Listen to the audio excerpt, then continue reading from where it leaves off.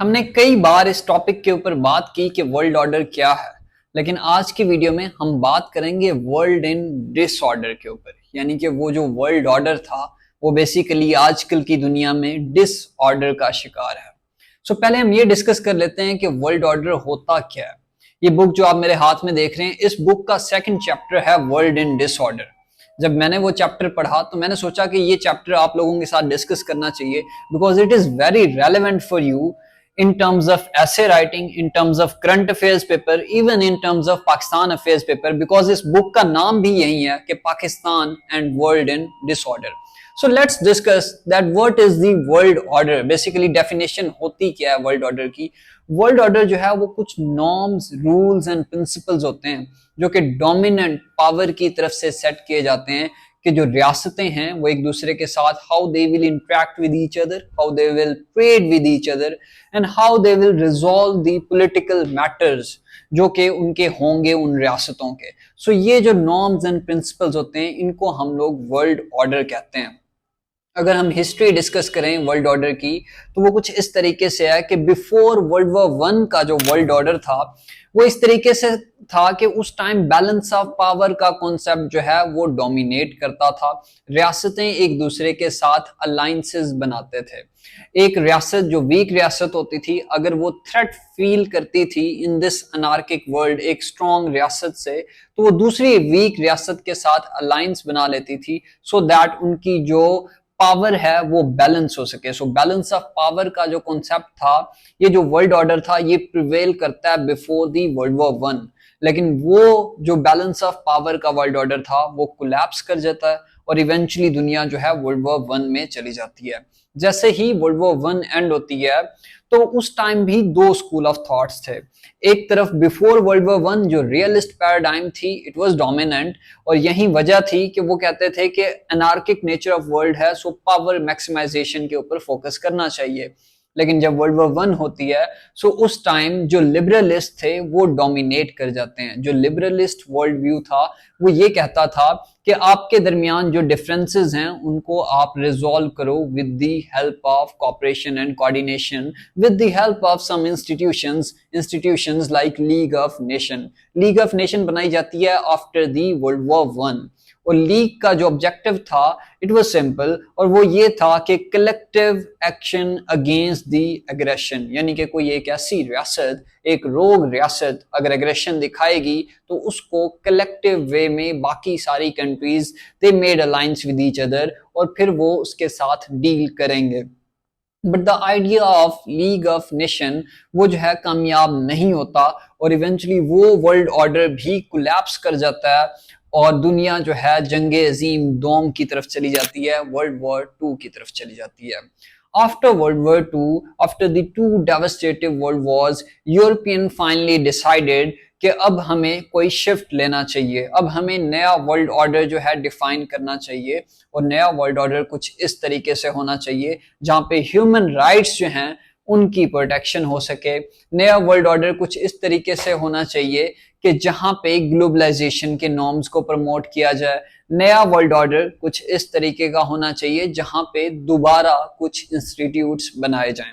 So after World War II, they made some institutions like United Nation, जो कि political matters को देखती थी दुनिया के, और जो political issues हैं उनको कैसे govern करना है, उनको कैसे resolve करना है, उसके लिए अक़वाम मुत्तहिदा का इदारा जो है वो बना दिया जाता है। इसी के साथ साथ कुछ फाइनेंशियल इंस्टीट्यूशंस भी थे जिनके इश्यूज को आपको देखना था। उन फाइनेंशियल इंस्टीट्यूशंस को मैनेज करने के लिए IMF बना दी जाती है। आफ्टर वर्ल्ड वॉर टू दो सुपर पावर्स थी, एक तरफ USSR और दूसरी तरफ जो है वो USA।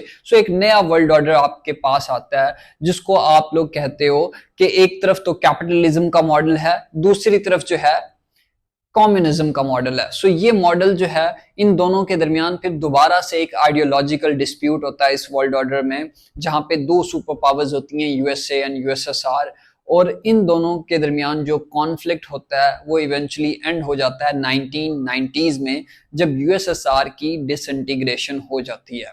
जब यूएसएसआर की डिसइंटीग्रेशन होती है, सो उस टाइम स्कॉलर्स देख रहे थे कि अब वर्ल्ड ऑर्डर किस तरह का होगा, वो समझने की कोशिश कर रहे थे कि अब की दुनिया में कौन होगा जो प्रिंसिपल्स देगा, कौन होगा जो रूल्स सेट करेगा, और कौन होगा जो हेजिमोन होगा। सो उस टाइम यूएसए जाहिर है वो सुपर पावर बन जाता है after the collapse of USSR. कुछ लोगों का कहना है कि वो जो यूनिपोलर मूवमेंट था वो अभी तक कंटिन्यू है, शायद अभी तक हम लोग जो हैं उस यूनिपोलर वर्ल्ड ऑर्डर में रह रहे हैं, मगर कुछ लोग इसके साथ इख्तलाफ करते हैं। पीपल लाइक चार्ल्स क्रुथैमर, उन्होंने जो है एक टर्म जो इंट्रोड्यूस कराई, वो टर्म ये थी कि यूनिपोलर मूवमेंट है, ये यूनिपोलर वर्ल्ड नहीं है। यूनिपोलर मूवमेंट मींस कि ये सिर्फ 15 to 20 ईयर्स, वो 15 से 20 साल थे जिनमें अमेरिका जो है दुनिया पे डोमिनेट हो रहा है। अदरवाइज अमेरिका जो है अभी तक यूनिपोलर वर्ल्ड ऑर्डर में हम नहीं रह रहे। आजकल हम जिस दुनिया में रह रहे हैं ये मल्टीपोलर वर्ल्ड ऑर्डर है। सो यहां से एक नई डिबेट आती है, और जब कोलैप्स ऑफ यूएसएसआर होता है, जैसे मैंने कहा कि बहुत सारे scholars were trying to understand the concept of world order कि अब किस तरह का होगा, वहां पे एक स्कॉलर जो है एक बुक लिखते हैं जिसका नाम था End of History, and that book was written by Francis Fukuyama. उन्होंने कुछ फिलोसॉफिकल और कुछ पॉलिटिकल डिबेट जो है दी, और उनका ये कहना था कि डेमोक्रेसी जो है ये फाइनल फॉर्म ऑफ गवर्नमेंट है, because world had witnessed different forms of government through out the history. जैसे कि फैशिज्म देखी, कम्युनिज्म देखी, उससे पहले बैलेंस ऑफ पावर देखा, लेकिन अभी तक कोई ऐसी पॉलिटिकल फॉर्म, कोई ऐसी पॉलिटिकल गवर्नमेंट नहीं आई जो according to the need of humans हो। और जो डेमोक्रेसी है this is according to the need of humans, because humans को फिलोसॉफिकली दो चीजें चाहिए होती हैं। एक उनको रिकॉग्निशन चाहिए होती है, और रिकॉग्निशन जो है वो डेमोक्रेसी उनको दे रही है, उनको लिबर्टी प्रोवाइड कर रही है, उनको रिकॉग्निशन प्रोवाइड कर रही है। उसके अलावा जो ह्यूमंस की दूसरी नीड होती है वो ये होती है कि उनको सॉर्ट ऑफ जो इकोनॉमिक जो इंसेंटिव्स हैं वो उनको मिलें। और इकोनॉमिक इंसेंटिव्स के हवाले से जो फ्री मार्केट इकोनॉमी का कॉन्सेप्ट है, वहां से आप जितने मर्जी पैसे कमाना चाहें आप कमा सकते हैं, बिकॉज फ्री मार्केट इकोनॉमी है, वहां पे स्टेट आपको रेगुलेट नहीं कर रही, आप जैसे मर्जी बिजनेस करना चाहें। सो इस थीसिस के तहत उसने कहा कि ये फाइनल फॉर्म ऑफ गवर्नमेंट है, इसके बाद जो है किसी और गवर्नमेंट की, किसी और पॉलिटिकल फॉर्म की जरूरत नहीं है ह्यूमैनिटी को। इसका जो ये थीसिस था इसको चैलेंज किया जाता है, एंटाई थीसिस दिया जाता है। क्लैश ऑफ सिविलाइजेशन एक बुक लिखी जाती है फ्रांसिस फुकुयामा की तरफ से। उन्होंने कहा अगला जो वर्ल्ड ऑर्डर होगा वहां पे सिविलाइजेशन की बुनियाद पे कॉन्फ्लिक्ट्स होंगे, कल्चर की बुनियाद पे कॉन्फ्लिक्ट्स होंगे। उन्होंने 7 से 8 जो कल्चर्स थे उनका जिक्र किया, लेकिन जो मेन सॉर्ट ऑफ कल्चर थे जिनमें कॉन्फ्लिक्ट मोस्ट लाइकली था वो USA western civilisation, China Confucius civilisation, इस्लाम की जो सिविलाइजेशन है। इन 3 सिविलाइजेशन में उन्होंने कहा कि हमें मोस्ट लाइकली एक कॉन्फ्लिक्ट नजर आएगा। और उनके ऊपर क्रिटिसिज्म भी है कि उन्होंने हिस्ट्री को, इकोनॉमिक्स को, बाकी हर चीज को नेग्लेक्ट कर दिया। Like he had overemphasized the concept of civilizational conflict। खैर उस टाइम एक नया जो है एंटाइथेसिस ये दे दिया जाता है, लेकिन दूसरी तरफ अमेरिका उस टाइम सुपर पावर बन जाता है। 2001 तक एवरीथिंग वाज ओके। अमेरिका ने जो भी ह्यूमन राइट्स का कॉन्सेप्ट दिया था, जो भी ग्लोबलाइजेशन का कॉन्सेप्ट दिया था, रीजनल इंटीग्रेशन का कॉन्सेप्ट दिया था, वो फॉलो हो रहा था। जहां पे हमने पॉलिटिकल मैटर्स डिस्कस किए, वहीं पे हम इकोनॉमी का मैटर भी डिस्कस कर लेते हैं, क्योंकि उस time after the collapse of USSR एक इकोनॉमिक इंटीग्रेशन, एक रीजनल इंटीग्रेशन, एक ग्लोबलाइजेशन का आइडिया जो था वो बहुत ही बेहतर तौर पे वर्क कर रहा था।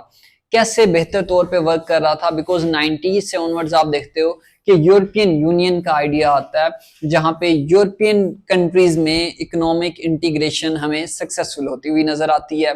जो 27 कंट्रीज हैं वो मेंबर बन जाती हैं ईयू की, और वो एक अपनी असेंबली बनाती हैं, अपना यूरोपियन कमीशन बनाते हैं, और आपस में जो ट्रेड एक्टिविटीज हैं वो बेहतर तौर पे कर रहे होते हैं, और एक इकोनॉमिक हब जो है बन जाते हैं। वर्कशॉप ऑफ द वर्ल्ड कहा जाता है उन कंट्रीज को। दूसरी तरफ वही आइडिया जो कि यूरोपियन आइडिया था वो साउथ एशियन कंट्रीज ने भी फॉलो करना शुरू कर दिया, जैसे कि यहाँ पे सार्क बनती है, फिर free trade agreement, south Asia preferential trade agreement होता है, south Asia free trade agreement होता है। इसके तहत फ्री ट्रेड के जो प्रिंसिपल्स थे, वेस्टर्न प्रिंसिपल्स, वो यहाँ पे इंप्लीमेंट करने की कोशिश की जाती है। इसके अलावा ईसीओ, इकोनॉमिक कोऑपरेशन ऑर्गेनाइजेशन, जो साउथ ईस्ट एशियन कंट्रीज हैं वो वहां पे जो है अपनी एशियान ऑर्गेनाइजेशन बना लेते हैं। तो इट मींस के जो ग्लोबलाइजेशन और रीजनल इंटीग्रेशन का आइडिया था वो भी फ्लोरिश कर रहा था। सो 2001 तक एवरीथिंग वाज ओके। तब तक जो है हर चीज बिल्कुल स्टेबल चल रही थी, आपके प्रिंसिपल्स बिल्कुल स्टेबल चल रहे थे। लेकिन 2001 में एक इंसिडेंट होता है जिसको आप 9/11 कहते हो। वहां से अमेरिका एक बड़े ही ब्रूटल वे में अपने ही सेट किए हुए सारे प्रिंसिपल्स को वायलेट करना शुरू कर देता है। 2000 से ऑनवर्ड्स अमेरिका इन्वेडेड इराक, 2000 से ऑनवर्ड्स अमेरिका इन्वेडेड अफगानिस्तान। उस टाइम जॉर्ज बुश ने प्रीएम्प्टिव डॉक्ट्रिन दी। प्रीएम्प्टिव डॉक्ट्रिन ये थी कि आप किसी के ऊपर भी अटैक कर सकते हो, बिकॉज यू फील, अगर आपको फील हो रहा है कि सामने वाली रियासत आपके लिए थ्रेट है, तो इससे पहले कि वो आपके खिलाफ कोई अटैक करे, आप पहले ही प्रीएम्प्टिव डॉक्ट्रिन के तहत उसके ऊपर अटैक कर दो। और ये वाली जो डॉक्ट्रिन थी ये डेवास्टेटिव साबित हुई उस वर्ल्ड ऑर्डर के लिए जो वर्ल्ड ऑर्डर अमेरिका ने खुद ही सेट किया था। अफगानिस्तान को जब आपने इन्वेड किया तो आपने वहां के कल्चर की रिस्पेक्ट नहीं की, आपने वहां पे ह्यूमन राइट्स की जो है रिस्पेक्ट नहीं की। इसके अलावा आपने वहां पे अपना कल्चर इंपोज करने की कोशिश की, बिकॉज आपको लगता है कि डेमोक्रेसी जो है वो एक यूनिवर्सल आइडिया है। और वो क्यों लगता है? Because of the ideas of Francis Fukuyama. और उसके अलावा जो सैमुअल पी हंटिंगटन, जो कि क्लैश ऑफ सिविलाइजेशन के ऑथर थे, उन दोनों ने जो जिस तरह की डॉक्ट्रिन्स दी, जिस तरह के थीसिस दिए, उससे आपको लगा कि डेमोक्रेसी हर जगह जो है प्रमोट करनी चाहिए। सो आजकल का जो वर्ल्ड ऑर्डर है वो बेसिकली आप इसको ऐसे कह सकते हो कि this is the world which is in disorder. और उसके पीछे कुछ डिफरेंट रीजंस हैं, जैसे कि ग्लोबलाइजेशन के नॉर्म्स जो आपने सेट किए आप उसको खुद ही फॉलो नहीं कर रहे। आजकल आप प्रोटेक्शनिज्म की तरफ, ट्रेड वॉर्स की तरफ जा रहे हो। यूएस और चाइना के दरमियान जो ट्रेड वॉर हुई वो डोनाल्ड ट्रंप अमेरिका की तरफ से ही शुरू की गई। इसके अलावा इस वजह से वर्ल्ड इन डिसऑर्डर है। पहला पॉइंट हमने डिस्कस कर लिया ट्रेड वॉर की वजह से। दूसरा पॉइंट हमारे पास क्या है कि डेमोक्रेसी की बैक स्लाइडिंग हो रही है, इवन इन यूएसए हो रही है। स्वीडिश थिंक टैंक की वीडम इंस्टीट्यूट की रिपोर्ट के मुताबिक अमेरिका जो है वो डेमोक्रेटिक रिग्रेशन फेस कर रहा है। पॉलिटिकल पोलराइजेशन अमेरिका में है, कैपिटल हिल का अटैक अभी हुआ है। उसके अलावा जो डेमोक्रेट्स एंड रिपब्लिकन्स के दरमियान डिवीजन है वो बहुत ज्यादा है, पॉलिटिकल टॉलरेंस वहां पे नहीं है। सो डेमोक्रेसी की बैक स्लाइडिंग इवन अमेरिका में हो रही है। वो प्रिंसिपल्स जो आपने सेट किए वो आपसे फॉलो नहीं हो रहे। तो ये तो हमारे पास दूसरा पॉइंट हो गया। तीसरा ये कि पॉपुलिज्म एंड नेशनलिज्म वो थ्रेट बन चुकी है। और उसके अलावा जो इस वर्ल्ड ऑर्डर को थ्रेट है वो ये है कि फ्रीक्वेंट जो इकोनॉमिक रिसेशंस हैं, 2008 में देखा, फिर 2019 में कोविड में देखा, फिर रशिया यूक्रेन जब वॉर शुरू हुई तो फिर दोबारा से देखा। अब दोबारा से एक वॉर चल रही है मिडिल ईस्ट में, उसकी वजह से दोबारा शायद रिसेशन हमें देखने को मिल सकता है। सो फ्रीक्वेंट जो रिसेशन है वो है। उसके अलावा जो यूएन चार्टर है, ये एक हमारे पास तीसरी रीजन है, उसको बिल्कुल भी रिस्पेक्ट नहीं किया जा रहा। हमास इजराइल कॉन्फ्लिक्ट में आप देख लें कि इजराइल बिल्कुल भी यूएन चार्टर को, इंटरनेशनल लॉ को जो है फॉलो नहीं कर रहा। ह्यूमन राइट्स की क्या सिचुएशन है मिडिल ईस्ट में वो आपके सामने है। इसके साथ साथ आजकल का जो वर्ल्ड है वो डिसऑर्डर में इस वजह से भी है क्योंकि टेरिटोरियल डिस्प्यूट का जो इरा था वो दोबारा आ चुका है। बिकॉज आपको लग रहा था कि हार्मनी प्रिवेल कर जाएगी after world war 1, after world war 2, after cold war, लेकिन वो हार्मनी जो है वो प्रिवेल नहीं कर सकी क्योंकि रशिया ने अब टेरिटोरियल एक्सपेंशन का फिनोमेना दोबारा हो चुका है और अथॉरिटेरियनिज्म का जो राइज है वो बहुत ज्यादा हो रहा है। और यहाँ पे आप ये भी देख सकते हो कि यूएस का एक तो डिक्लाइन भी हो रहा है और यूएस का जो डिक्लाइन हो रहा है उसके पीछे डिफरेंट रीजन है। पहली जो रीजन है वो तो ये है कि इकोनॉमिक ओवरस्ट्रेच जो है, क्योंकि मिलिट्री एडवेंचर आपने इतने किए अफगानिस्तान में, इराक में। और पॉल कैनेडी जो कि एक ऑथर हैं जिन्होंने एक बुक लिखी है the rise and fall of great powers, उसमें वो कहते हैं कि जब आप बहुत ज्यादा मिलिट्री कॉन्फ्लिक्ट्स में इन्वॉल्व हो जाते हो तो उस टाइम जो है सॉर्ट ऑफ आपका डिक्लाइन जो है या फिर आपकी रियासत का जो कोलैप्स है वो बढ़ जाता है और वो हमें बढ़ता हुआ दिखाई दे रहा है। इसके साथ साथ जो राइज ऑफ मिडिल पावर्स हैं वो एक सॉर्ट ऑफ दर्द सर रहेगा अमेरिका के लिए। और चाइना का जो राइज है वो भी हमारे सामने है। सो ये सारे फैक्टर्स अगर हम डिस्कस करें तो ये सारे फैक्टर्स इस चीज की तरफ इंडिकेटर हैं कि जो प्रिंसिपल सेट किए गए थे वो जो वर्ल्ड सेट किया गया था वो वर्ल्ड बेसिकली डिसऑर्डर में है। So what do you think कि आज का जो वर्ल्ड ऑर्डर है वो वाकई में डिसऑर्डर की तरफ जा रहा है या नहीं जा रहा? उसके यहाँ पे एक इंपॉर्टेंट पॉइंट जो मैं डिस्कस करना भूल गया वो ये कि जो यूएन और वो सारे इंस्टीट्यूट्स बनाए गए थे वो इस वजह से बनाए गए थे ताकि उस टाइम के जो थ्रेट्स थे उनको डील किया जा सके। लेकिन आजकल के जो थ्रेट्स हैं, क्लाइमेट चेंज जैसे थ्रेट या फिर कोविड-19 जैसे थ्रेट, उनको डील करने में यूएन फेल हो चुकी है। So let us know in a comment section कि आप लोगों को भी लगता है कि जो वर्ल्ड है वो डिसऑर्डर में है या नहीं है। और इसके अलावा ये भी बताएं कि क्या जो यूएस का डिक्लाइन है वो शुरू हो चुका है या नहीं हो चुका, या फिर आप ये समझते हैं कि this is the rise of rest, just like post American world जो कि एक बुक लिखी फरीद जकरिया ने, वो कहते हैं कि ये राइज ऑफ रेस्ट है, अमेरिका का डिक्लाइन नहीं है बल्कि बाकियों का राइज है, यानी कि इंडिया का, चाइना का, बाकी कंट्रीज का। So let us know in a comment section.